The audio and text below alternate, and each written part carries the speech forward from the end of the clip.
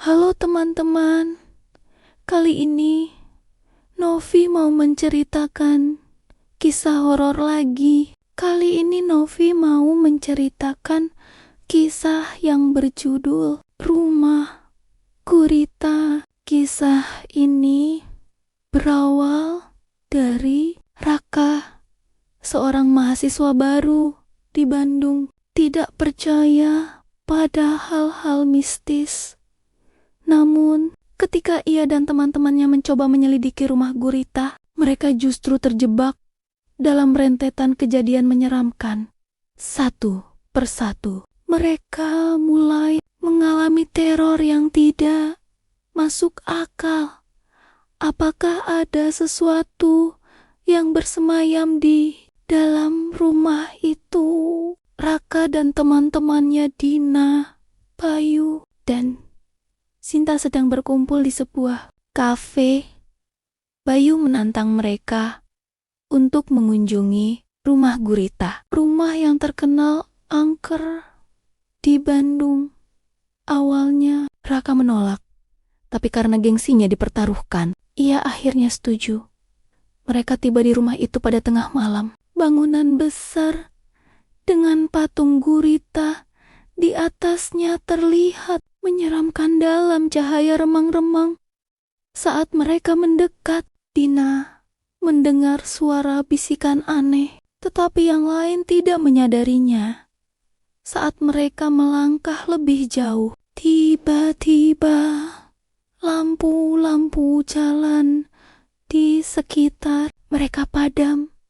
Hanya tersisa kegelapan dan suara langkah yang bukan berasal dari mereka. Saat Raka mencoba membuka gerbang rumah, tiba-tiba pintu depan terbuka dengan sendirinya.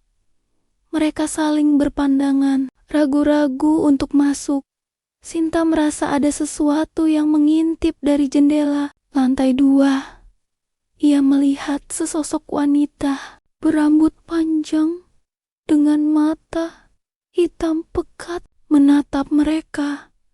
Saat ia memberitahu yang lain, sosok itu menghilang dalam sekejap. Namun, Bayu tetap bersikeras masuk. Begitu mereka melangkahkan kaki ke dalam rumah, udara di sekitarnya menjadi dingin. Bau amis menyengat, menyelimuti ruangan. Di lantai terdapat jejak kaki basah yang menuju tangga atas. Saat mereka menjelajahi rumah, Bayu menemukan sebuah ruangan terkunci.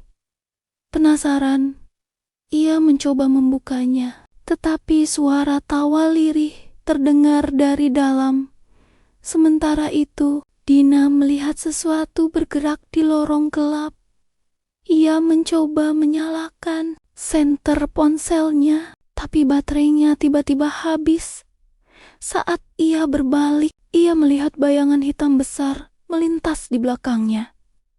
Tiba-tiba, dari dalam ruangan terkunci, terdengar suara seseorang menangis dengan suara serak dan menyebut nama mereka satu persatu. Mereka akhirnya menemukan ruangan besar yang dipenuhi lilin merah dan simbol aneh. Di lantai, di tengah ruangan, terdapat altar dengan sesajen dan foto orang-orang yang wajahnya dicoret hitam.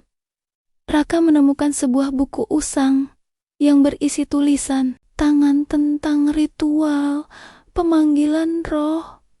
Dalam buku itu tertulis bahwa kuat pengorbanan manusia kuat diperlukan agar ritual bisa sempurna. Saat Raka mencoba membaca lebih lanjut, tiba-tiba angin kencang berhembus di dalam ruangan. Lilin padam sendiri. Di belakang mereka, sosok wanita bermata hitam kembali muncul. Kali ini lebih dekat. Dina berlari menuju ruangan lain dan menemukan sebuah cermin besar yang penuh dengan noda merah seperti darah. Namun saat ia menatapnya lebih dekat, bayangannya sendiri tersenyum jahat padanya. Bayu yang mencoba menarik pergi malah terpental ke dinding dengan kekuatan tak terlihat. Sementara itu, Raka mendengar suara langkah berat mendekati mereka. Sinta yang gemetar ketakutan berbisik, "Kita harus pergi sekarang." Tapi sebelum mereka bisa kabur, pintu rumah tertutup sendiri dengan bunyi dentuman keras. Mereka terjebak. Mereka mencoba mencari jalan keluar. Tetapi rumah itu terasa seperti labirin. Suasana semakin mencekam ketika Dina tiba-tiba menghilang. Mereka berusaha mencarinya hingga akhirnya menemukan Dina berdiri di salah satu sudut rumah dengan mata kosong. Saat Raka menyentuh bahunya, Dina tiba-tiba tersenyum aneh dan berbisik dengan suara bukan miliknya. "Sudah terlambat." Tiba-tiba tubuh Dina melayang ke udara dan terdorong ke belakang. Dengan kekuatan tak terlihat, kepalanya membentur dinding keras.